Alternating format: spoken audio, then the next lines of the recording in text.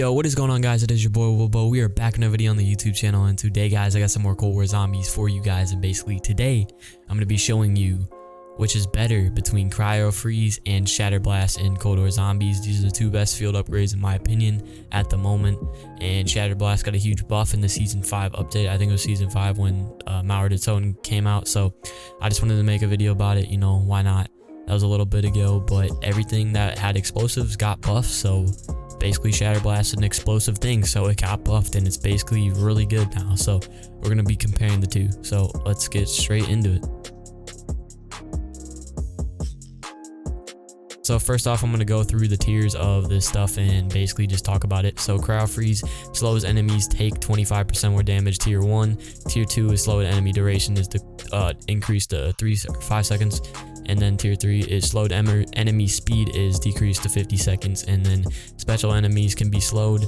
On a slow kill, the enemy shatters, spreading to 5 normal or nearby enemies. And basically, that's the tier 5s for, or that's all the tiers for Cryofreeze, not Shatter Blast. So explosion also deals damage to nearby enemies. All normal enemies armor is damaged by explosion, or the armor is destroyed, and normal enemies damaged by explosion are knocked down and explosion size is doubled. And on explosion 3, additional staggered explosions occur in a close proximity, which has a very slow cooldown, which is 30 seconds, but it's the cooldown you gotta deal with. You gotta deal with it basically. So right here we're going to be going through Cryofreeze first and then Shatter Blast next, basically gameplay, and we're going to be going through training and camping and which ones are better at the two.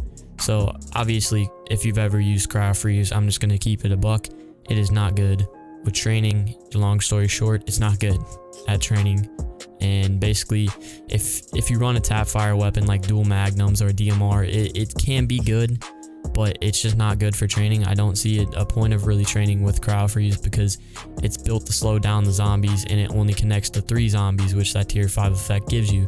It's not like Shatter Blast where it connects to more zombies than just tier 3, which tier 3 connects to only 3 zombies or 4 zombies. I think it's 3 or 4 or something like that, but it doesn't connect to many zombies, so I don't really see a point of training with this thing. So you can't really slow more than 3 zombies down at a time. You have to wait a second for it to come back and then you do it again. So it's just like Shatter Blast with the cooldown, but I don't think it's as slow of a cooldown.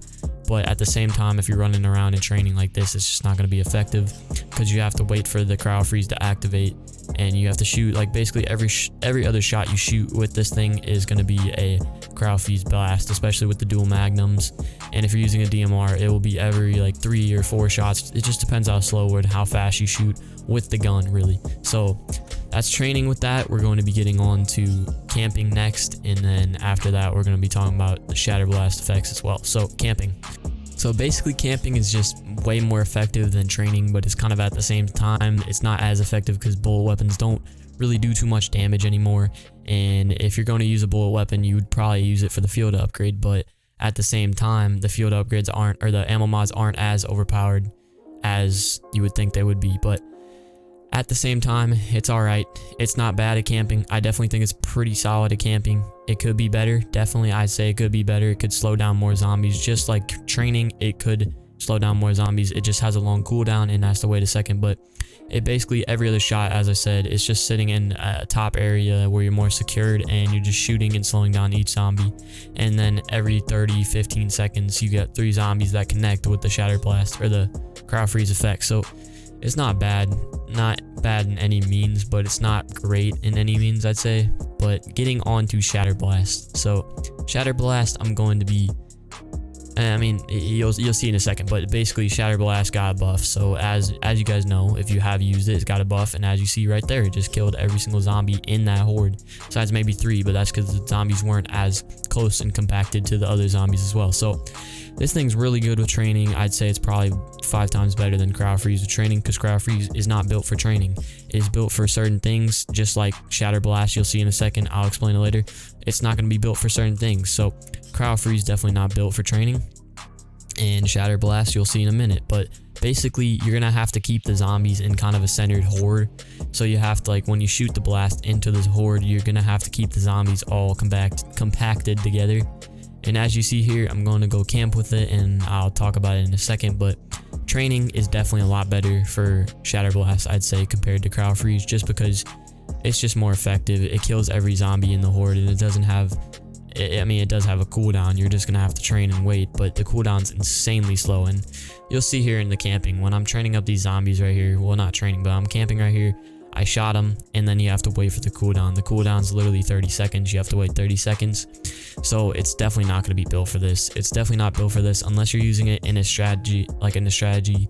So if you're letting the zombies climb up this little barrier right here, you can shoot them off spawn on like a high round, and you probably get like 8 kills. So that's really the only way I could see you using it. But as you see, it only activated twice in the past minute. So it's because of that 30-second cooldown. That 30-second cooldown really does mess up with the stuff. I mean, it's just not as effective with the cooldown. I mean, I'd say Cryofreeze is definitely better at camping, and then Shatter Blast is definitely good at training. But if you put Shatter Blast into a strategy, it's definitely better than Cryofreeze at camping. So final thoughts, I'm gonna have to say Shatter Blast is definitely the better one. So basically, let me know your thoughts on the video. Let me know what you think is better. And thank you guys so much for watching. As always, it's been your boy Wilbo. And I'll see you guys in the next one. Enjoy the clip.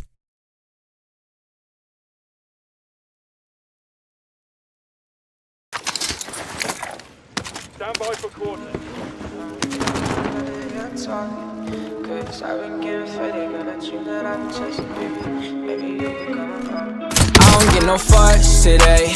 Gas pack strong, we rolling all the way. I don't wanna fall in love, but I'ma try it. Baby, if I fuck her, let me start her from the pilot. Let's play games, no rules. We wildin', sun-kissed angels, shawty vibing. If I said I loved you, would you think that I was lying? I ain't playing games, I'm trying to take you to an island. You been on my mind, I wonder why you ain't beside me. Swerving, switching lanes, I had to get her off me, came in front of